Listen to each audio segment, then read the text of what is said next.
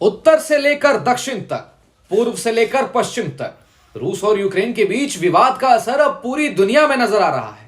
नमस्कार, मेरा नाम प्रियांशु झा है। द मीडिया वाला एक्सप्रेस में आपका स्वागत है। युद्ध का संकट काले बादल के रूप में पूरी दुनिया पर मंडरा रहा है। आखिर क्या है माजरा? रूस और यूक्रेन के बीच जारी विवाद अब अपने चरम सीमा पर पहुंच गया है। गुरुवार की सुबह जब सभी अपने अपने कामों में व्यस्त थे, तभी एक खबर आई कि रूस ने यूक्रेन के सैन्य और हवाई अड्डों को निशाना बनाकर हमला किया। इस खबर के बाद दुनिया की नजरें यूक्रेन की सरकार पर थी। यूक्रेन की सरकार ने भी साफ कर दिया है कि वो पीछे नहीं हटेंगे और हर हमले का जवाब देंगे। इसी बीच दुनिया के लोगों की नजरें अब केवल इंटरनेट और टीवी पर है। सब यही सर्च कर रहे हैं कि आखिर रूस और यूक्रेन के बीच विवाद के क्या कारण हैं। क्या नाटो है सबसे बड़ी वजह? आपको बता दें कि इस विवाद का सबसे बड़ा कारण नाटो को ही माना जा रहा है। रूस और यूक्रेन के बीच काफी समय से विवाद चला आ रहा है। 24 अगस्त 1991 को सोवियत संघ से यूक्रेन अलग हुआ था और 1949 में नाटो की स्थापना की गई थी। वैसे तो रूस और यूक्रेन के बीच विवाद की कई वजह हैं, लेकिन इसमें सबसे बड़ी वजह नॉर्थ अटलांटिक ट्रीटी ऑर्गेनाइजेशन यानी कि नाटो को माना जाता है। इसके सदस्य देशों की संख्या 30 है। यूक्रेन भी नाटो में शामिल होना चाहता है, लेकिन यह बात रूस को नहीं पसंद। इस वजह से पिछले कई सालों से दोनों देशों में विवाद चल रहा था। नाटो से क्यों है रूस को दिक्कत?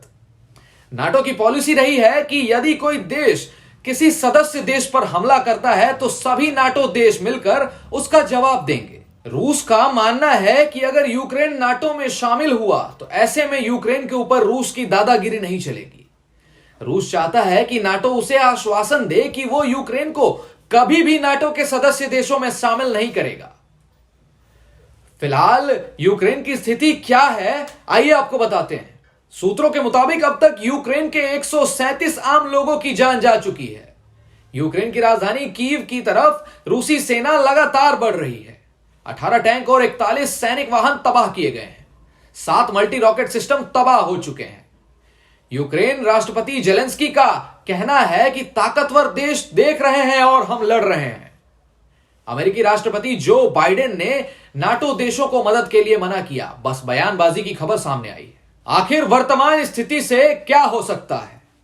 अमेरिका ने युद्ध में यूक्रेन का साथ देने का दावा किया था, परंतु अब स्थिति यह है कि अमेरिका ने कह दिया है कि वह सीधे तौर पर युद्ध नहीं करेगा, लेकिन रूस पर आर्थिक प्रतिबंध का रास्ता अपनाया जा सकता है।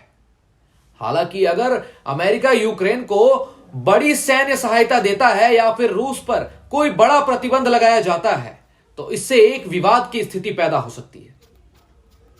दुनिया भर की तेल की कीमतें इससे प्रभावित होंगी। हो सकता है इस विवाद के कारण प्राकृतिक गैस पर भी असर पड़ने की संभावना है।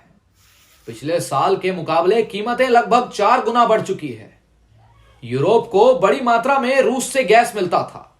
अगर यह विवाद बढ़ता है तो कच्चे तेल और नेचुरल गैस की कीमतें बढ़ सकती है।